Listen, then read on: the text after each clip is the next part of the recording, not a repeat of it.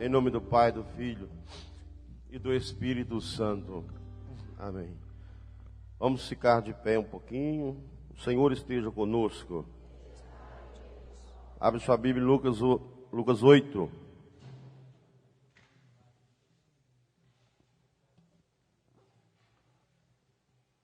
(8:40). Evangelho de São Lucas, no capítulo 8, no versículo 40.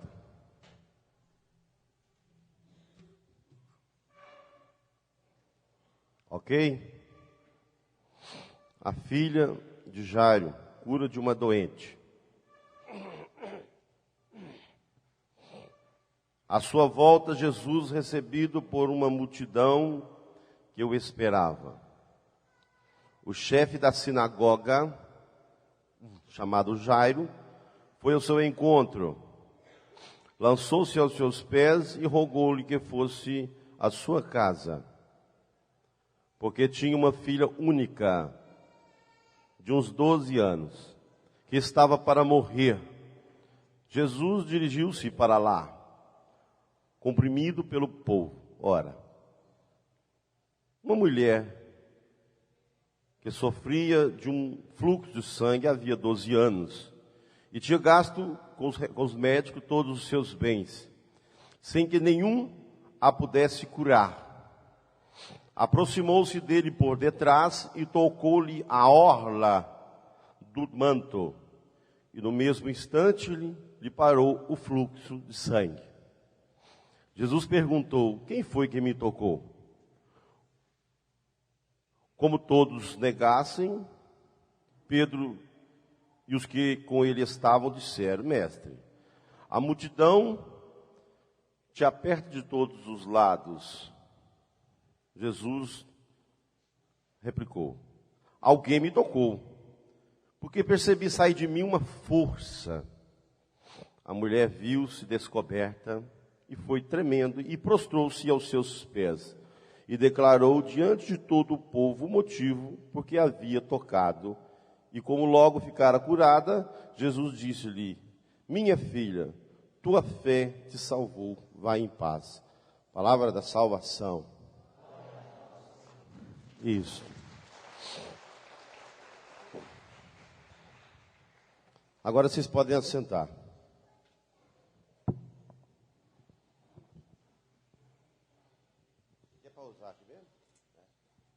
Muito bem, meu nome é Geraldo, mais conhecido como Geraldo Doidão. Vocês estão aqui porque vocês são livres. Nós vamos para todos os lados, para a esquerda ou para a direita. Talvez você está mexendo no celular. Talvez você está, talvez não, você está mexendo na sua bolsa, você está com a sua Bíblia na sua mão. Tudo isso é um ato de liberdade.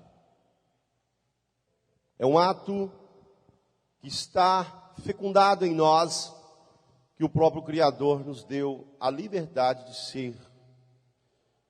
de ser aquilo que nós escolhemos, de ser aquilo que nós idealizamos, os nossos sonhos. O universo, a Terra, está centralizada em toda uma galáxia, que depois de uma galáxia existe várias outras galáxias, e um pequeno asteroidezinho, um pequeno pedacinho de terra, aqui estamos nós. Que parece ser muito grande, mas para os estudos científicos é muito pequeno. Aí você fala com um estudioso nessa área científica dos astros. O céu. Ele não consegue entender céu, porque para ele não existe céu. Existe uma dimensão de galáxias e o universo todo, uma coisa muito louca. Mas dentro desse asteroide, dentro desse pequeno mundo, aqui estamos nós. E se nós formos Diminuindo, diminuindo, diminuindo, nós vamos chegar em nós. Mas como Deus é mestre em contrapor as coisas, para Ele que é o grandioso de tudo, mas ao mesmo tempo se torna pequeno, Deus contrapõe a ciência, contrapõe tudo e nos coloca agora no centro da história. Ele te coloca você no centro da história. Ele te coloca no meio de todo esse universo e te trouxe aqui hoje através da sua escolha. A Bíblia diz claro em várias passagens, muitos são os chamados, mas poucos são os escolhidos. Com certeza a Bíblia está dizendo que ao derredor de Jesus estava ali muitas pessoas, do qual Pedro disse: Senhor, mas tem muita gente aqui ao redor do Senhor, todo mundo está te tocando. Mas aquela mulher, por uma liberdade interior e de fé, foi a única que tocou Jesus ao ponto de lhe chamar a atenção. Em outra passagem, vai dizer que ela orou. A oração tem o poder de tocar em Deus, mediante a nossa fé. Se creres, meus amados, verás a glória de Deus. Quando a gente fala assim, esse tema, ver a glória de Deus, a gente pensa assim, eu digo como um rei, aí eu chegar lá no céu, lá, aí diz que tem um sujeito que chama Pedro, que está machado nas portas, aí eu vou entrar lá para dentro. Lá para dentro aonde? Para Deus não há lugar, o lugar já está. Nós clamamos, vem Espírito Santo, o Espírito Santo já está. Quem aqui já foi batizado? Todo mundo foi batizado? Todo mundo foi? Então já está aí dentro. Então, a fé, ela vai nos transportar ao entendimento das coisas, dos fatos, e da nossa liberdade, e dos fenômenos que giram em torno de nós. Tudo vai simplificar-se na fé. Por isso, o Papa lança o ano da fé. Porque a fé é o conteúdo mais importante. Você veio aqui hoje porque é um ato de fé. Você teve que levantar cedo, teve que ter um compromisso. É um ato de fé, é uma força que estava lá dentro de você hoje de manhã, que te impulsionou, às vezes, a fazer várias manobras. Porque às vezes você tem um filho que tem que deixar na casa da vizinha, mas a vizinha está com dor de cabeça, aí o marido teve que ajudar, e aí o marido enfesou, que tem que viajar, mas você fez uma manobra. Isso é um ponto radical da fé. Essa mulher, com certeza, ela estava com um corte, uma doença que é muito comum, nós sabemos que é essa doença. Hemorragia, todo mundo sabe o que é uma hemorragia. Talvez ela estava com um corte no dedo, a gente não sabe. Tem gente que acha que é em outro lugar. Na cabeça não era, segundo o estudo científico, mais ou menos aqui, porque há 3 tipos de hemorragia. Mais comum, há 3 tipos: arterial, venosa e capilar. Se fosse capilar no cabelo, às vezes estava falando assim, o cabelo dela estava um corte na cabeça que não sarava, e estava lá. Venosa, arterial não era, senão ela já tinha morrido no mesmo dia. Se a pessoa tiver um corte aí numa veia central, a aorta, por exemplo, ou essa venosa, no instantinho, daí poucas horas o sangue vai embora. Morreu. Mas tinha 12 anos, tudo indica que era venosa. Porque as hemorragias venosas são reconhecidas pelo sangue vermelho escuro, pobre em oxigênio, e a perda é de forma contínua. Está vendo? Está dando para parecer que é mais por aí. E com pouca pressão, são menos graves que as hemorragias arteriais. Porém, a demora no tratamento pode ocasionar sérias complicações. Então, ela tinha várias complicações de saúde. Com certeza, era uma mulher pálida, sem forças, porque já era uma hemorragia crônica, já dava, às vezes, febre no corpo inteiro, né? Dores intensas. A Bíblia está dizendo que essa mulher, ela ficava ali no seu mundo, por quê? Porque as esperanças dela estavam mortas, muito menos das pessoas, porque a medicina daquela época era muito fraquinha. Não tinha médicos qualificados como temos hoje. E em poucos dias, ou um médico, um profissional da saúde pode resolver uma questão de hemorragia, dependendo o grau de classificação dessa hemorragia. Mas essa mulher carregava, arrastava isso pela vida, 12 anos. Quer dizer, é um sofrimento. Isso vem simbolizar também outras hemorragias da nossa vida. Dores de cabeça, dores no corpo. Hoje nós estamos carregando a depressão, é angústia, é mágoa, é tristeza, irrealizações. Nós estamos sofrendo com o mundo virtual hoje. O mundo virtual, gente, está arrebentando o povo, está enfraquecendo, está colocando o povo preso dentro de casa, horas e horas na frente do computador. Tudo isso são artifícios hemorrágicos, simbolicamente falando. Para que nós possamos hoje começar a ver essa glória de Deus, nós precisamos violentar como essa mulher violentou, um ato de fé. Meus amados, só a fé vai nos dar a vitória de ver. E muitos de nós eu digo, mesmo estando participando, ou fazendo uma história de 12 anos de participação, corremos o risco de não ver a glória. Porque ela é tão pequena, que se tornou para o povo hebreu como se fosse o esterco, como se fosse o verme. Não, o verme. Isaías diz que Jesus se tornou verme. E nós não estamos prestando atenção nos vermes. Não estamos prestando atenção nos estercos. Nós sempre queremos um palco, sempre queremos vestes boas, queremos comida boa. A fé, ela contrapõe os nossos conceitos.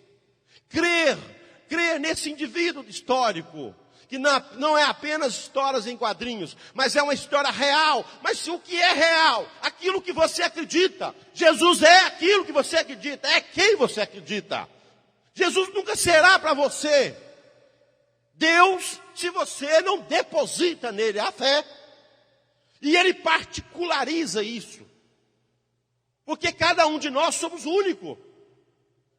Então, numa multidão, pode ser que um aí tenha uma fé, que esse lugar aqui vai ser levado até o terceiro céu. E pela fé desta pessoa, você às vezes, perifericamente, está ao lado, pode sentir alguma coisa. Eu estou sentindo uma força aqui. Mas Jesus vai apontar para um cidadão lá no meio.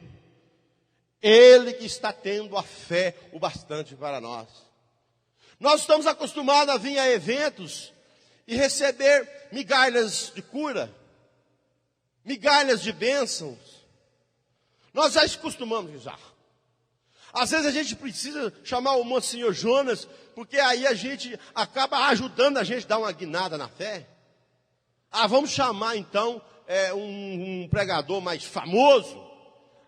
Como é que é? Vamos chamar aqui o ironista Dário. Vamos chamar o Rufo. Não, o Rufo já está no céu. O Frei Rufo já está no céu. Mas impressionante como que a nossa fé está ligado àquilo que a gente vê. E o chamado da fé é para ir ao encontro daquilo que não se vê. São Paulo diz aos hebreus isso aí. A fé é o fundamento da esperança. É a certeza a respeito daquilo que não se vê. Então você começa a exercitar isso agora. Você começa a exercitar que eu creio em alguém, e esse alguém tem um nome que chama Jesus. Ele está aqui no meio, ele deve estar andando aqui agora, às vezes está ali perto sentado, mas às vezes ele cisma de passar no meio aqui. Ele não precisa pedir licença, não, ele é espírito, ele passa em qualquer lugar. Ele vai chegar aonde a força estiver mais forte. Porque Jesus disse, ele classificou a fé dessa mulher como uma força. Uma força saiu de mim. Senhor, mas tem muita gente aqui no rebanhão. Não, mas saiu uma força, alguém me tocou. A mulher que estava lá no canto, ela se deu conta, é comigo. Porque eu toquei na orla. Eu toquei na orla do manto de Jesus. Meus amados, a orla não é o manto. A orla para os judeus é o talife. É muito comum o talife para o mundo oriental. Eu estou usando aqui o kippah, que é de origem oriental. Para os judeus, eles estão muito ligados à simbologia. Até porque a linguagem deles é muito pobre. Como, por exemplo, shalom, a palavra que fala bom dia, boa tarde, boa noite. Olá, como vai? Tudo bem? E nós, para falar isso, nós temos uma frase composta para cada item. Olá, como você está hoje, bonita? Eu posso direcionar para cada um. Não, para eles, shalom já falou que você está bonita, ou você está feia, eu resolvo tudo uma vez. É uma linguagem muito pobre. Então eles transportavam todo esse diálogo através da simbologia. Mas isso tinha um valor também histórico, tinha um valor para eles, cultural e de fé. O talif era um desses. Alguma vez você já viu Jesus com um manto assim, localizado só aqui e que vinha até aqui? É um manto assim, que ele tampava a cabeça. Esse é o talif, é um manto, tipo uma toalha que ele colocava na cabeça e que nos 4 pontos dessa manta tinha as franjas, que chamava orla. E que tinha umas pontinhas assim, tipo um capuchinho assim, que ficava ali aos 4 pontos. Isso tinha um simbolismo maravilhoso para os judeus. O talif, quem usava o talif, era para memorizar o respeito com Deus. É para lembrar dos mandamentos de Deus. Então essa mulher, ela mirou no talif. Ela olhou na manta de Jesus. Ela foi de propósito. Não foi por acaso que ela tocou na orla. Porque ela sabia, segundo a sua tradição, que ali a orla do manto de Jesus tinha uma simbologia. E ela acreditava nas suas origens. Ela acreditava no Torá. Ela acreditava na lei dos judeus. Hoje, nós vamos mirar em quem hoje? Nós olhamos para a imagem Nossa Aparecida, não é? Tem para nós toda uma história. A gente olha para o terço. Estou vendo gente com o terço na mão. A gente olha a Bíblia. A gente, quando toca a Bíblia, a gente sente uma sensação de fé quando reza o terço. Vários são os simbolismos. Aqui a orla tinha para eles um significado muito grande. Então, no meio da multidão, ela olha a orla e toca na orla. Ela não toca cá embaixo, como a gente imagina que sendo. Ela toca na orla. Porque para ela, que era judia, tinha um grande valor histórico e religioso. Então essa mulher toca, com certeza, meus amados. Jesus era um homem muito ocupado. Ele acabou de conversar com um cidadão, já estava chamando ele para resolver uma situação de morte, e no meio do caminho, ele topa com essa mulher. No meio do caminho, ele ia resolver o problema da filha de Jairo. E era do outro lado, era um chefe da sinagoga, era um líder religioso. A filha dele era filha única. E foi buscar esse socorro com Jesus. No meio do caminho, está essa mulher que passa a mão na hora e segura ele. Mas o que segurou não foi a mulher. O que pode segurar você, se você souber que a sua filha morreu agora, e você ligar no seu telefone aí, vamos supor que você é uma filha ou um filho único, aí chamar você a ligar no seu telefone, o que pode te parar no meio do caminho? Que situação adversa que poderia te parar você no meio do caminho? Talvez você fale, nada me para, porque eu vou correndo, porque às vezes há alguma chance de eu salvar minha filha. Talvez há uma chance de um último suspiro falar, filha, eu estou aqui do seu lado, morreu. Mas no meio do caminho, o que pode te parar? Esse fato aconteceu com Jesus. eu digo para você, o poder de Deus pode te parar. E você pode ser seduzido pelo poder de Deus. Se algo te tocar nesse nível, se você estiver fundamentado no poder de Deus, porque isso aconteceu com várias vezes na história de Deus, na história da Bíblia. Jesus tinha uma situação de morte para resolver, e a fé o parou.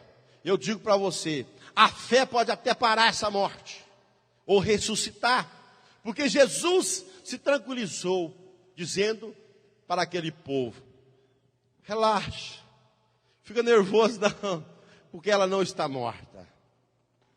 Eu vou resolver um outro problema aqui. Mas por que Jesus parou? Porque a fé o tocou. Talvez, meus amados, Jesus está atravessando aqui para resolver um problema lá da esquina de lá, porque tem alguém orando lá no Santíssimo lá. Jesus nos trouxe aqui agora, está lá, você está aí morrendo lá. Aí Jesus está passando aqui, e uma fé tocou ele aqui, e ele parou aqui. Vai ficar aqui, às vezes, até terça-feira, quarta-feira. Gente, o que nós temos que fazer agora é parar Jesus aqui. O desafio meu e seu é esse agora. Nós temos que tocar a orla do manto de Jesus. E qual é a orla? O Santíssimo Gramento vai estar aqui circulando no nosso meio. Aonde que você quer colocar a mão? Lá naquela bolinha, lá no meio, não é? Mas por que você não põe lá embaixo, assim, né? Ou no padre? Põe a mão no padre. A gente mira aquela bolinha lá no meio, não é? E vai pôr a mão lá, todo mundo quer pôr a mão lá no meio da bolinha. Porque para nós ali tem um grande significado na nossa religião. Para nós sabemos que ali está Jesus. Naquela época não existia o sacramento, mas o próprio sacramento estava lá em pé. Aquela mulher era judia. Estava sendo futuramente catequizada para ser cristã. Com certeza, com essa experiência com Jesus, ela passa a ser cristã. Quer dizer, ela passa a acreditar em Cristo Jesus, e dali em diante começa a pautar a sua vida numa nova catequese, como aconteceu com São Paulo e tantos outros, mas ela ainda acreditava no Torá, que é os primeiros 5 livros da Bíblia, que é a lei de Moisés e os profetas. Mas na lei de Moisés estava escrito no livro dos Números, Deus pedindo para fazer o talife. Deus, faça para vocês o talife. É simplesmente um pano que vocês põem na cabeça e tem 4 franjas. Isso vai simbolizar para vocês. Aqui, ó, tá aqui, ó. Eu até imprimi para vocês verem o que é o talife. Aqui, ó. Essa manta aqui e que tem 4 pontos. Ok? Abriu a cabeça agora? Viu? Aqui está a veste, aqui está o talife. Ela tocou numa dessas aqui, ó. Isso aqui, para os judeus, tem um significado importantíssimo. É a mesma coisa da estola do padre hoje. O padre usa uma estola, e são vários os símbolos.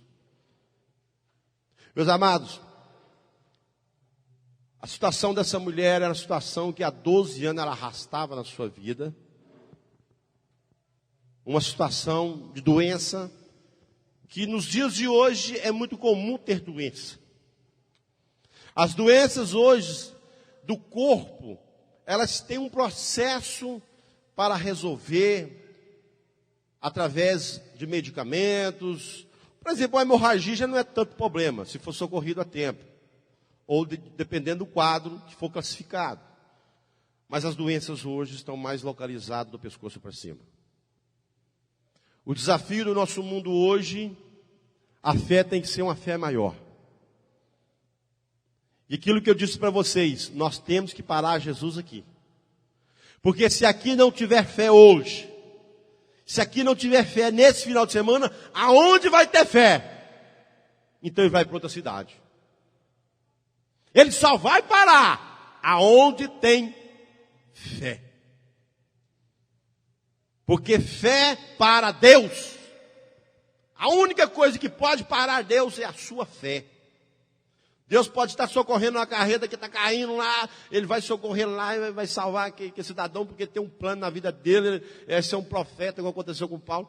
E se você tiver fé, ele vai ficar aqui uns 3 ou 4 dias, 5 dias, 10 dias, 1 ano, 10 anos, ela vai ficar pendurada 10 anos, depois vai lá e salva. Quando as irmãs de Lázaro que tinham morrido, Jesus estava 4 dias andando já. Aí falou assim, ô Senhor, mandou avisar 2 dias antes, que estava doente. Jesus podia depois voltar depressa, mas a cura é mais fraca, é mais simples, então eu curar doente é mais fácil do que curar um morto, né? Ressuscitar um morto. Jesus 4 dias depois falou assim, não, vamos ficar relaxado por aqui uns dias aqui, porque eu tenho que fazer umas curas aqui. Eu tenho que fazer umas curas aqui. Não, é porque aquela região tinha fé. Jesus não tinha agenda. A agenda de Jesus era a fé. E aqui está comprovado. Porque se essa mulher não tivesse fé, com certeza ele tinha passado, ele tinha ido embora. Ele não tinha parado. Mas a fé dele mudou a pauta de Jesus.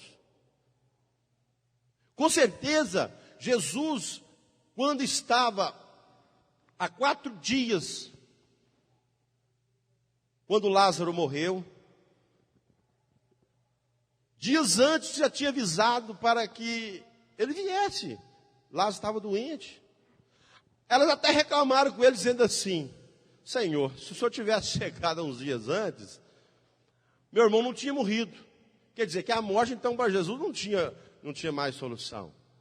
Mas Jesus lá falou assim, relaxa, vamos ficar aqui uns dias, tem umas fé aqui, ó, tem uma fé mais ali ali, tem fé ali, então nós temos um roteiro agora para fazer.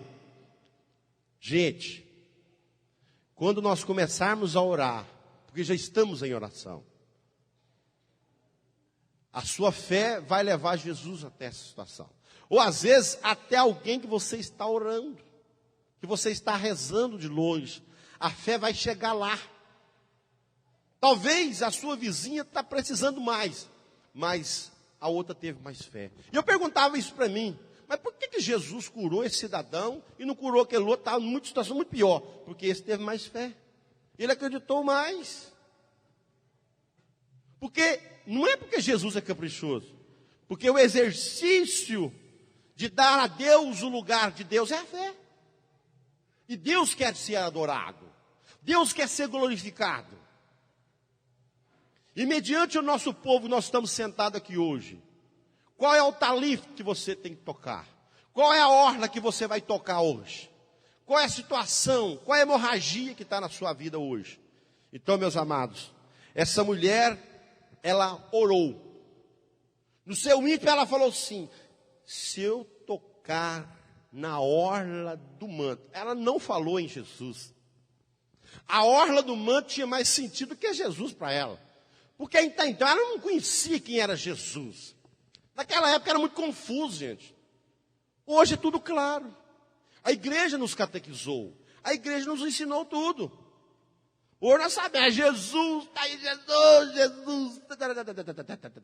O padre chega, o padre chegou aqui. O professor chegou o professor, que é o fulano, a gente sabe tudo. Mas eles não sabiam quem era Jesus, isso não estava muito pronto na cabeça deles. Mas o talife estava. A orla do manto estava. Porque isso é bíblico. Se você ler no livro de Números, Deus pede Moisés para fazer isso. Faça uma orla, faça uma manta e coloca na cabeça com 4 pontas. E coloca 4 franjas. Isso vai ser para o meu povo uma memória. Então ela vai na orla do manto de Jesus, porque ela acreditava ali, e coloca a mão na orla. Meus amados, ela não gritou, ela não fez fanfarra. Jesus, porque eu estou precisando demais. Ela não gritou, ela não fez cena, ela não mandou recado, fala com esse sujeito lá. Não é uma fé passiva, não, é uma fé ativa. Ela foi e tocou. Agora, se formos analisarmos a questão de cultura também do mundo oriental, dos judeus daquela época, alguém doente era alguém excluído. E há 12 anos ela se sentia excluída, porque alguém que tinha uma doença nesse nível de sangue, que saía sangue para os judeus, era uma coisa muito sagrada. Né? Sangue para os judeus é uma coisa, e estava estancando, então tem um demônio muito grande aí, não mexe não. Deixa ela no canto. E as pessoas doentes ficavam mais num canto. Com certeza envolvia depressão, eram pessoas oprimidas, rejeitadas, magoadas, que não poderiam ter um convívio social. É que o único remédio daquela mulher era a fé mesmo. Eu vou dizer para vocês hoje, às vezes o único remédio nosso é a fé hoje. Nós estamos gastando dinheiro com os médicos. Semana que vem eu tenho que fazer uma tomografia em Belo Horizonte, uma ressonância magnética, que tem um recurso lá, que veio da Europa, que veio da Suécia, se não me quer, e o médico é o cara que, entendeu, que aprendeu com o cara. E nós vamos caçando o cara, do cara e as coisas, e a gente fica, óbvio que a gente tem que correr atrás dos recursos, sim. Mas chega um momento, meus amados, que o negócio resolve é com a fé. Chega um momento da nossa vida que não nos resta mais nada. Eu já 12 anos, mas por que 12? Para os judeus também o número 12 era simbólico. 12 era a plenitude, aquela mulher chegou no fim. Esse 12 aí está significando, está nos dizendo que para os judeus era a plenitude, quer dizer, chegou-se à plenitude dos tempos. O 12, quando fala 12 anos aqui, essa mulher chegou nas últimas. A Bíblia está dizendo que ela gastou tudo que ela tinha, todos os recursos, ela gastou tudo. Ela estava pobre e estava lá julgada às traças. E eu digo para vocês que eu também já passei por isso.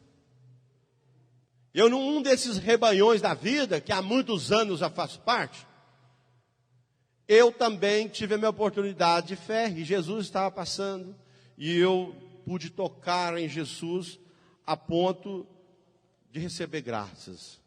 E de eu estar aqui até hoje.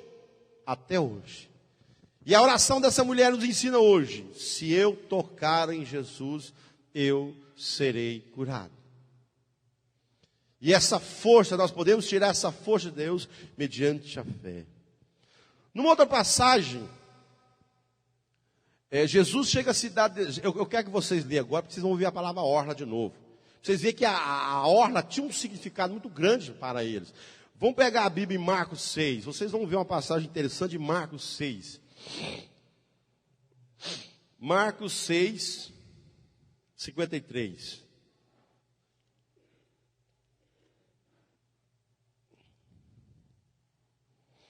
1330 na Maria. Vocês vão ver o que significa essa orla para eles.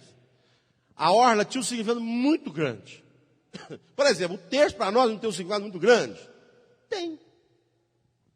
O texto, nós sabemos que o texto Nossa Senhora pediu. É a nossa tradição de fé. É a nossa fé. Mas para eles, essa mulher estava localizada há 800 anos depois de Moisés. E foi Moisés lá no livro de Números. Depois eu vou passar o capítulo, os versículos, vocês lêem em casa. Deus pedindo a Moisés, faça isso, faça aquilo outro. E o objetivo. Aqui nós vamos ver a orla de novo. Presta atenção aí. Está aí, novos milagres, não é isso? Não é? Novos milagres. Então quer dizer, que a orla apareceu de novo para fazer milagre. Vamos lá no versículo 53, está escrito assim, ó. Navegaram para o outro lado e chegaram à região de Genezaré, onde aportaram assim que saíram da barca. O povo o reconheceu.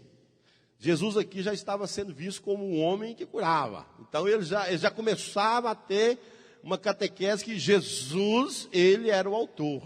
Mas ainda a orla era forte para eles. Mesmo sabendo, Jesus, ele chegou. Ele quem? Ele, Jesus. Mas eles iam na orla, quer ver? Percorrendo toda aquela região, começaram a levar-os em leito os que padeciam de algum mal, para o lugar onde ouviam dizer que ele se encontrava. Onde quer que ele entrasse, fosse nas aldeias ou nos povoados, ou nas cidades, punham os enfermos nas ruas, gente, presta atenção, e pediam que os deixasse tocar, ao menos, aonde? Ao menos. Aqui com certeza esse povo já tinha uma fé em Jesus. E eles classificavam que a orla já estava abaixo do senhorio de Jesus Cristo. Já era uma catequese do próprio Cristo, mostrando a sua majestade no meio do povo. Para nós, no mundo ocidental, o símbolo não tem muito valor, não. Nós estamos muito ligados a professor, a teorias. Lá não. Lá é muito forte os símbolos. Os símbolos têm uma forma de trazer Deus até as pessoas. Mas eles rogavam, ao menos na orla, para serem curados. Agora, e todos que tocavam em Jesus ficavam sãos. Gente, a Bíblia está dizendo para nós que é possível receber as graças de Deus e ver a glória. Nós não podemos simplesmente esperar a glória lá da Jerusalém celeste, não. Se você hoje está em paz, porque a presença de Deus está em você. Qual que é o maior testemunho que Deus existe e Deus está? É a paz que eu estou sentindo agora. Porque se Deus não estivesse aqui, com certeza nós estaríamos em pânico. O inferno é a ausência de Deus. Onde Deus não está, fica todo mundo doido, louco, porque não tem paz e confusão, não tem lei, não tem amor, não tem passividade, não tem nada. Nós estamos aqui harmonicamente, vocês escutando um cidadão falar de Deus, vocês estão rezando, tudo está harmonicamente, porque Deus está neste lugar. Então, meus amados, todos que tocavam na orla ficavam curados.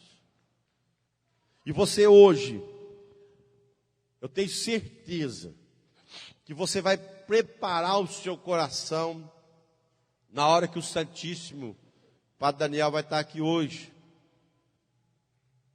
Na hora que ele andar com o Santíssimo, na hora que você comungar o próprio Cristo, que aqui o Cristo é mais do que a orla. Mas você pode usar alguma coisa, se ao menos eu tocar ali ó, perto do ostensório ali, ó, na parte de, se ao menos tocar ali, eu vou ser curado. Se ao menos eu tocar no vidrinho, aquele vidro que fica na frente do próprio Jesus, se ao menos eu tocar ali, eu serei curado. Você vai mirar isso e vai lembrar dessa orla. E você será curado. Meus amados, e a orla para eles, na primeira leitura parecia não ter muita importância, mas na segunda a gente vê que era uma multidão. Eles colocavam na beira da rua, assim, e empiando as pessoas. Eles iam colocando pessoas assim, quanto cabia, e eram muitas pessoas. Jesus ia passando e eles pediam permissão, deixa eu tocar na orla. Aí eles iam tocando e as pessoas iam saindo andando, qualquer mal. Eu digo qualquer mal que eles tivessem, eles eram curados. E essas franjas,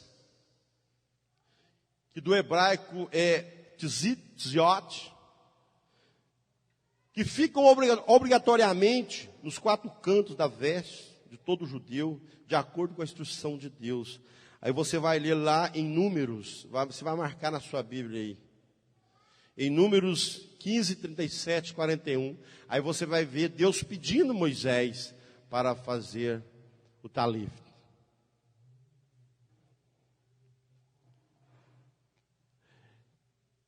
Estas franjas serviam para trazer a memória do homem judeu da sua responsabilidade de cumprir os mandamentos de Deus, porque elas estavam penduradas das 4 bordas de suas vestes, em plena vista de todos, inclusive de si mesmo. Seria uma lembrança constante. Até hoje podemos ver essas franjas penduradas no lado de fora, sobre o cinto dos homens judeus religiosos. Eles vestem uma camiseta com 4 cantos e puxam as franjas para o lado de fora.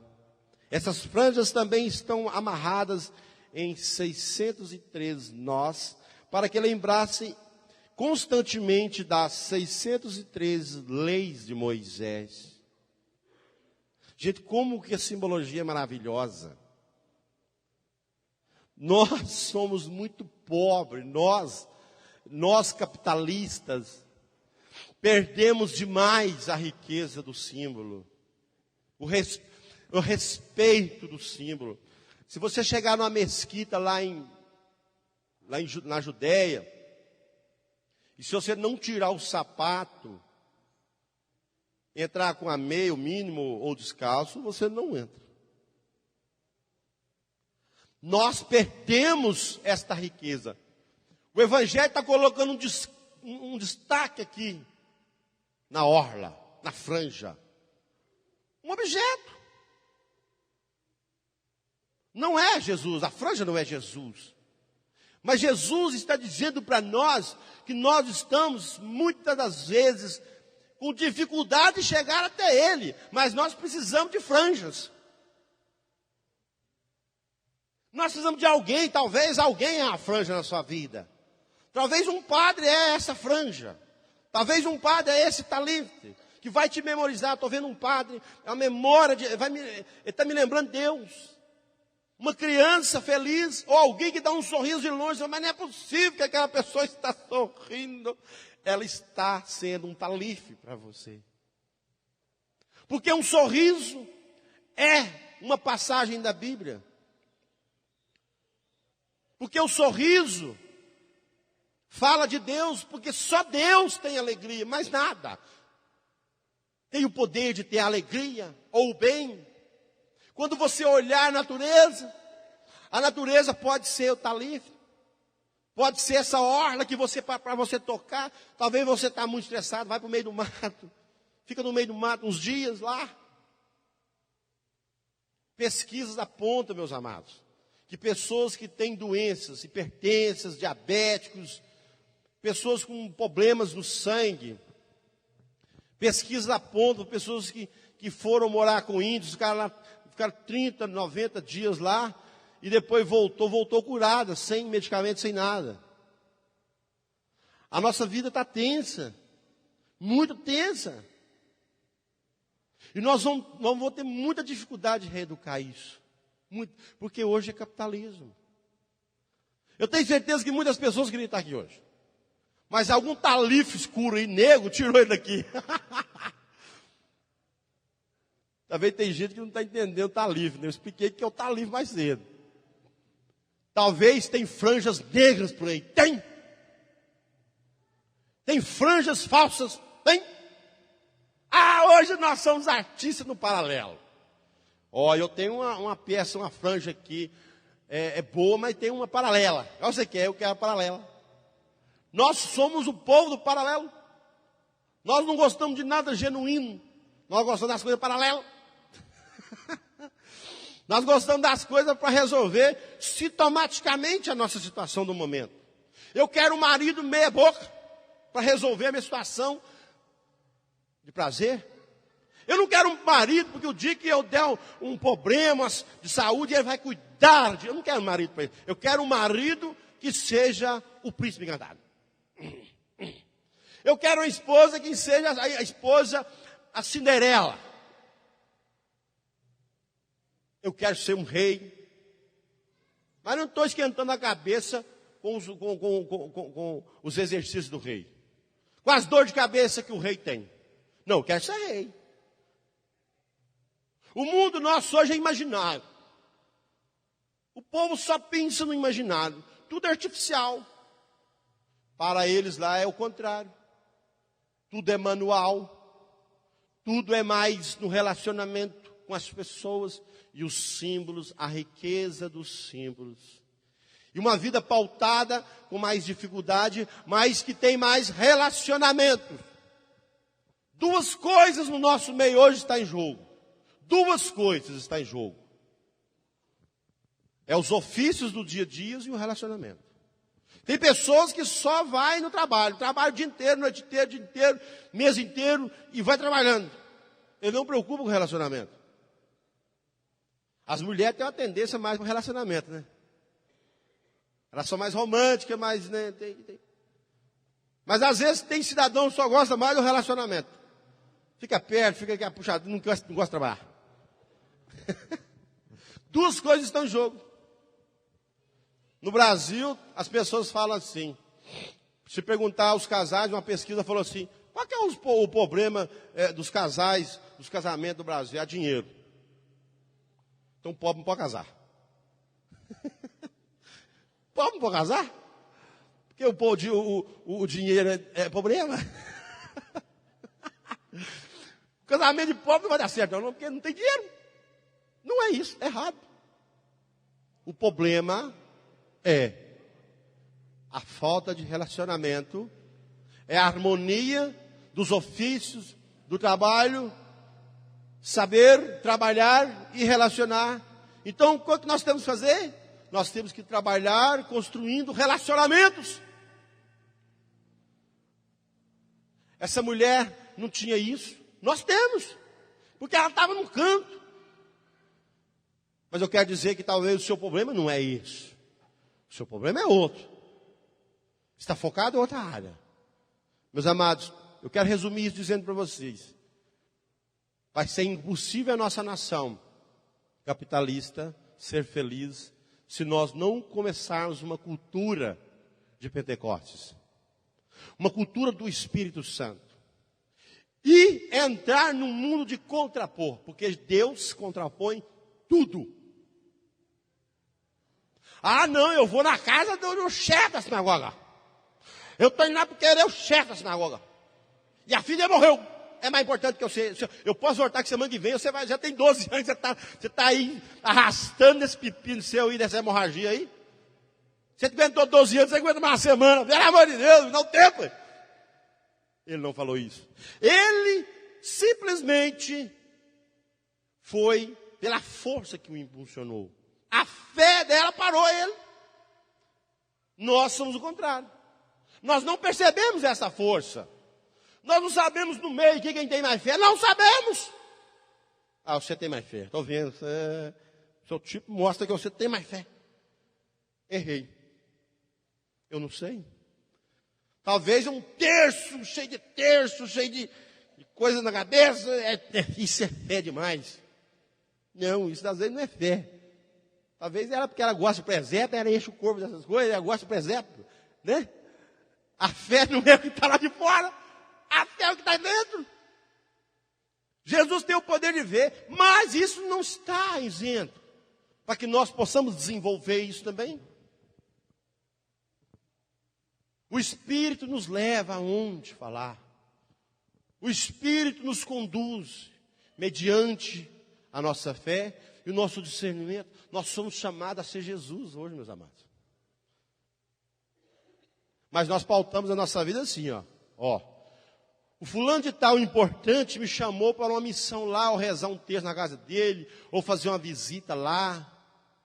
Aí no meio do caminho, tinha um cidadão lá pobre.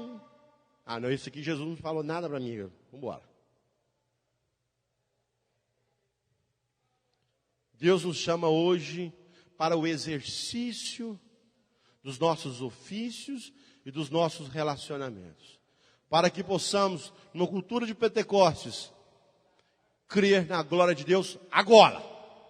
Aí, no seu casamento. A glória de Deus, não pense o céu lá.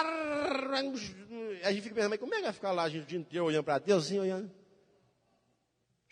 Entendeu? A gente pensa assim, não. A glória de Deus é o gozo que você está agora aí dentro. Ó. Isso é glória. Isso é glória de Deus. Um casal feliz, e mesmo nas dificuldades, aí está a glória de Deus. Porque todo aquele que crê, já está no reino do céu. Aquele que não crê já está condenado. Ah, um dia, se eu continuar de jeito, pecando demais, vou para o inferno. Não, você já está no inferno. Sua vida já é um inferno.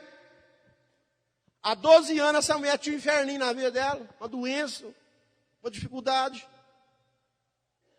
Até o ponto em que Jesus chega e a glória de Deus se manifesta. Se for preciso de curar de um câncer, de uma situação, ele vai curar. Isso também pode acontecer, mediante um processo, para que nós, se for preciso das pedras falar, as pedras vão falar.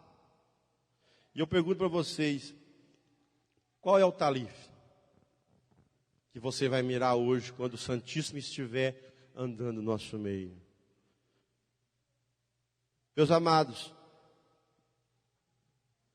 é uma luta que nós temos hoje. Porque, infelizmente, nós estamos vivendo uma infelicidade muito grande. O país capitalista, por exemplo, como o Brasil, os Estados Unidos e tantos outros, eles pautam as pessoas no nível de escolaridade, de conhecimento e de dinheiro, pessoas diplomáticas. Isso vai dificultar essas pessoas. Por isso Jesus disse, dificilmente essas pessoas entrarão no reino de Deus. Mais fácil um camelo passar no fundo de uma agulha do que um rico para o céu. Não dizendo que rico não vai para o céu, não é isso. Porque eles têm os ofícios e as suas mentes voltadas a esses valores. E isso se torna um talife falso. Isso se torna um caminho difícil de passagem para chegar a essa glória. Se creres, verás a glória de Deus, através desse exercício da fé. Numa outra passagem, e eu quero ler com vocês, 1 Samuel, no 1 Samuel, no capítulo 24, se não me engano.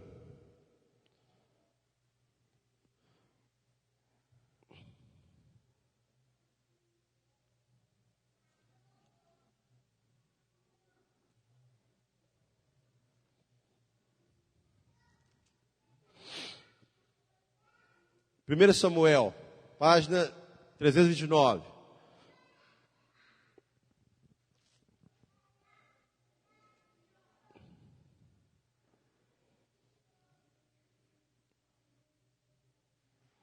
Ok?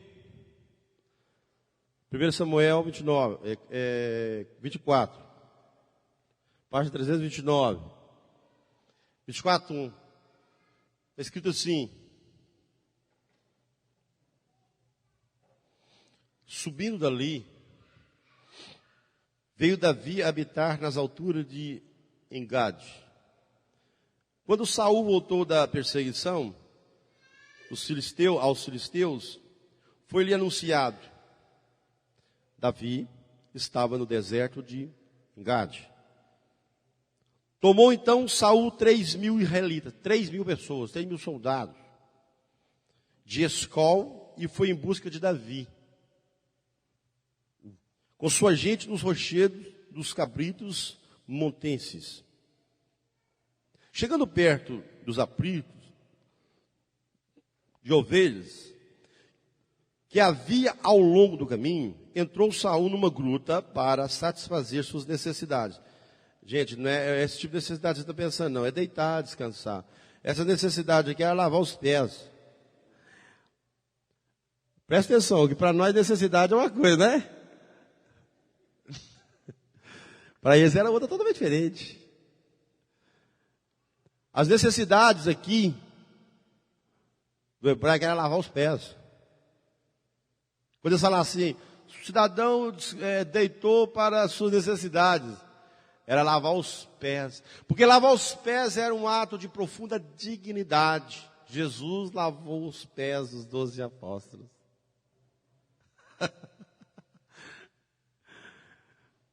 Quando os 3 anos visitou Abraão falou: corre lá, traz uma vasilha d'água e lava os pés deles. Então as necessidades, porque lá era uma terra muito dura, muito suja.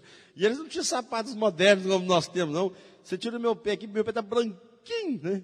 Ele não, esse pé cascudo, né? Esse chinelo grosso, então tinha que lavar os pés.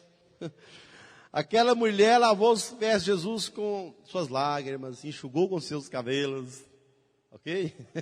Então, necessidade aqui não é o que você está pensando, não.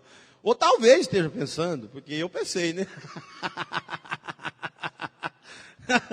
Talvez eu estou julgando vocês, mas eu pensei, né?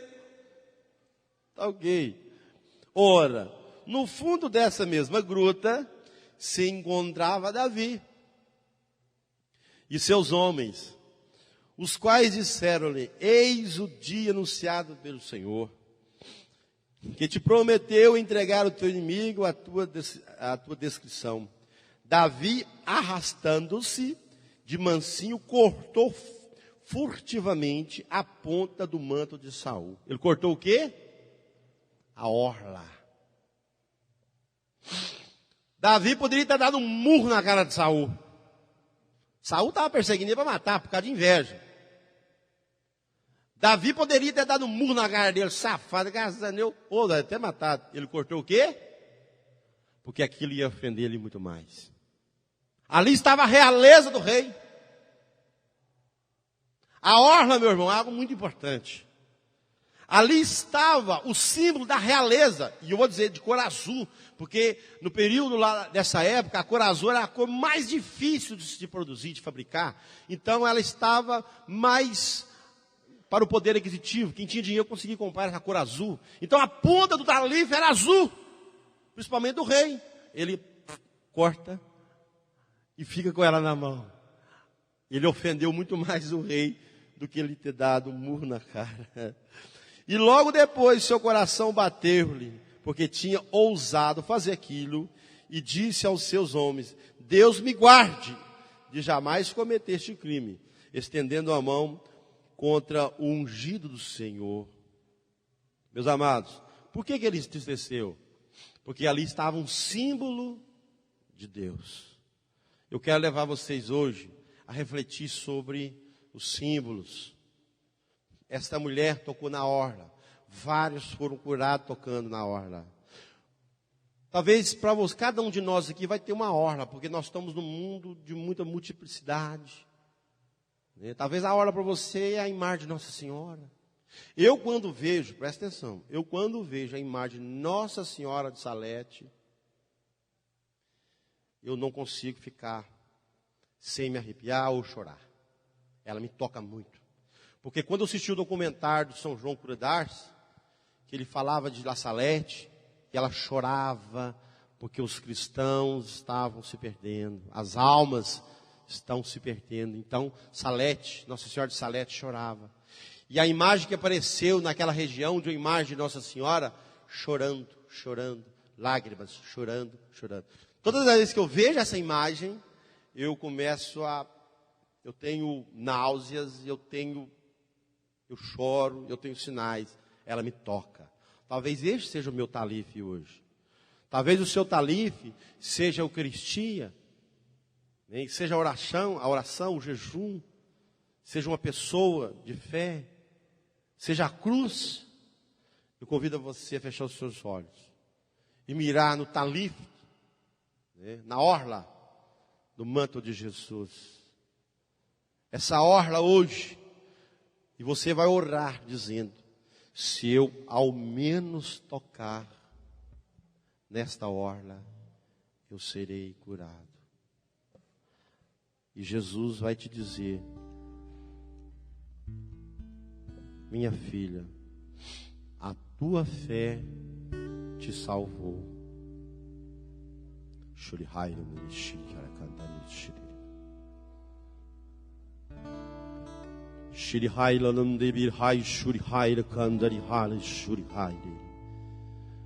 Poder de Deus, glória de Deus, orla do manto de Cristo.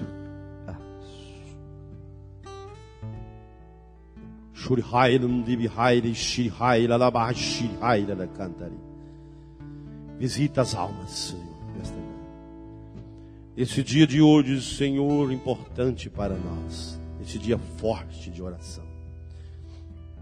Visita, Senhor, as almas as almas militantes desta terra.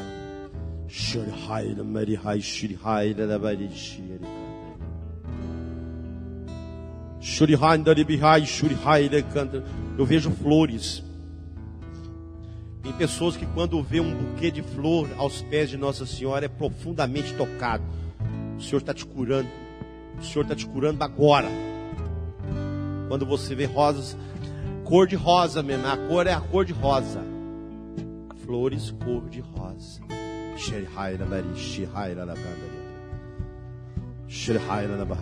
Receba agora esta cura.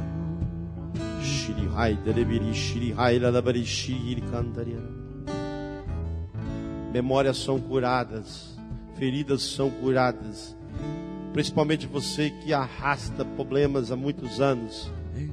Receba a glória de Deus agora.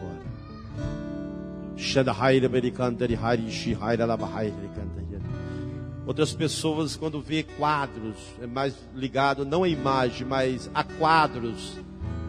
Quando você vê quadros na parede, te ajuda você a ter fé. Principalmente quadros de imagens antigas, memórias da fé da infância, ligada à fé das infâncias, aquelas imagens mais antigas de Jesus, de anjos. Você se sensibiliza mais ao ver esses quadros. Toque nesse quadro, toca nessas flores.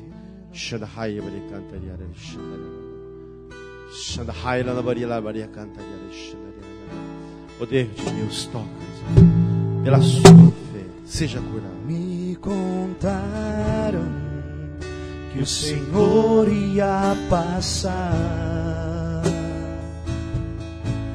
e que havia uma chance de eu poder enxergar. Me disseram que tinhas poder para ressuscitar e fazer o paralítico andar. Renasceu dentro de mim. Fecha teus olhos. A fé que há muito eu já não tinha. Toca agora nesse manto. Eu senti meu coração arder, e eu gritei para o Senhor me responder. Toca nas flores da imagem da sua fé. Jesus, filho de Davi, e vai me tancando essas cura. feridas. És o Santo de Israel. Diante de ti a tempestade se cala. Meu Deus, honra minha fé. Jesus, filho de Davi, me cura. És o Santo de Israel. Diante de ti a tempestade se cala. Meu Deus, honra minha fé. Eu quero convidar você agora a ficar de pé. Pega na mão do seu irmão. Seja agora um talife para ele. Seja uma franja de Deus para ele. Pega a mão dele, aperta a mão dele. Segura firme, olha para ele. Eu sou a franja de Deus para você. Jesus está em mim. Jesus está em ti. Jesus está em nós. E vamos começar essa música. Me contaram. Apertando a mão do seu irmão. E quem souber canta, levanta a mão do seu irmão. O Senhor ia passar. E que havia uma chance de eu poder ser curado. Poder enxergar.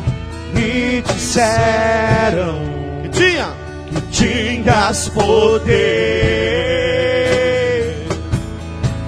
para ressuscitar e fazer o paralítico. Levanta mais a mão do seu irmão. Fé! Renasceu dentro de mim. a fé que há muito eu já não tinha. Renasce a esperança do teu povo, Senhor. Eu senti derramando sobre nós uma força que vai me curar, me libertar nesse dia. Eu gritei para o Senhor, assim bem forte, me respondeu. Jesus, filho de Davi, me cura. És o Santo de Israel. Diante de ti a tempestade se cala. Meu Deus, honra minha Deus vai honrar Jesus, sua filho força. de Davi, que está me saindo uma cura. força de Deus nesta És manhã. o Santo Oh, de Israel. Diante de ti a tempestade se cala. Meu Deus, honra minha fé. Força! Jesus, filho de Davi, me cura. És o Santo de Israel. Diante de ti a tempestade se cala. Meu Deus, honra minha fé. Jesus, filho de Davi, me cura. Dai força ao És teu o povo, Santo Senhor. de Israel. Dá unção Diante do de ti a Espírito Santo. tempestade Na força se de cala. Meu Deus, honra minha fé. Oh, glória! Dá um abraço ao seu irmão e fala: receba a força de Deus. Força, meu irmão. Jesus, filho de Davi, me cura. Jesus, filho de Davi, me cura. És o Santo de Israel. Diante de ti a tempestade se cala. Meu Deus, honra minha fé. Jesus, filho de Davi, me cura. És o Santo de Israel. Diante de ti a tempestade